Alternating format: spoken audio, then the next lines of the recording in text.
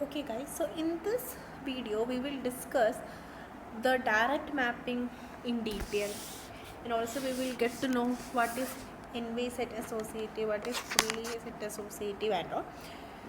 So for understanding that, we are going to brushing out about our knowledge about sets and block.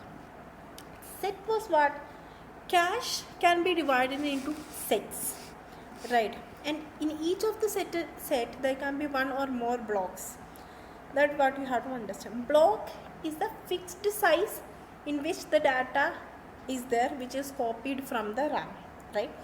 Set is nothing but the cache can be divided. Cache has lot of blocks, right? Now this cache can be divided into different set, such that set can contain one or it can contain more blocks. Understood? Now mapping means what? When data lives at some address in RAM, the CPU needs to know which spot in cache that data goes in. That is mapping. That means in the RAM, the data is living in some address. So CPU has to know in which spot in the cache that data is basically goes to. Mapping is that. Now using address bit, every memory address is just binary number. Memory address is binary number. So some bits of this address is used to decide which cache set the data belongs to.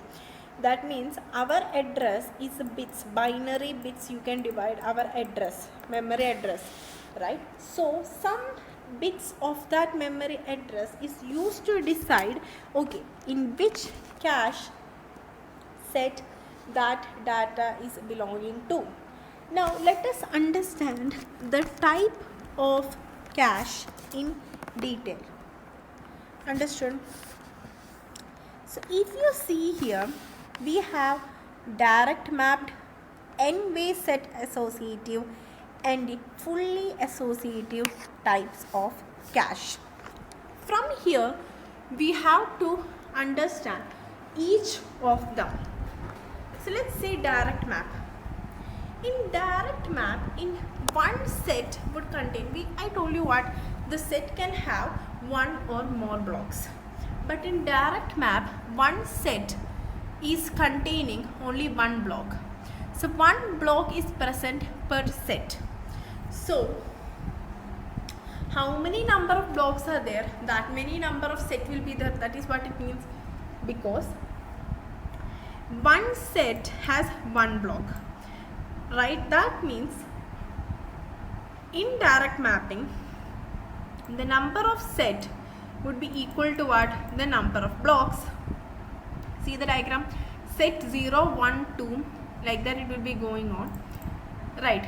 So each of this set will be matching to each of the block. One block is only for one set. So there is no choice where the data block can go. Only one particular location is only possible for one data. So that is why we can say it is restrictive, but it is fast. But it can cause conflicts. Conflicts means what? Sometimes at set 0, two block B1 and B2 want to come. So what happened? This would result in what? Conflict, because here in one set only one data can be there. So such issue is conflict. So in direct mapping there is a chance of getting conflict, but this is fast. Look up, that is to get data fastly, direct mapping is good. But there is some restriction, as I told you, in one set one block only. So there are some restrictions. So these are the key points about direct map. Now if you consider n-way set associative, there are n blocks per set. That is what it means. That is, in per set there can be n blocks. So sets can be decided by what? Set formula we know, it is number of blocks divided by n. So that means if let us say my n's value is 2, that means in per set there can be two block 0 and block 1. If my n's value is 3, means per set there can be 3 blocks, like that. So here it is little more balanced, and it is more common in our CPUs. More commonly used is 4-way and 8-way set associative. So data can go in any block within this set. right? It can go either in this block or in this block. It is not that much restrictive. So this is much more balanced method. N-way set associative is much more balanced method. So it is 4-way and 8-way set associatives are most commonly used in our CPUs, real CPUs. Now fully associative means only one set is there. The number of set is only one set is there, and that set contains all the block. See, this single set contains all the block. Data can go anywhere in the cache. So it is very flexible. Like, it is the most flexible because data can go anywhere in the set. But the thing is that it is expensive and it is slow to search. The fastest search is direct mapping because there is more restriction. But in fully associative, it is very slow because in one set all of the data is there. So we have to, there is no way in which, like, you can think about it, right? Only one set is there. So we have to search the data from that set only.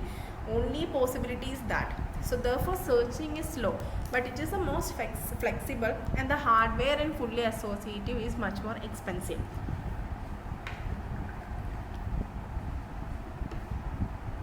So this is a quick idea about the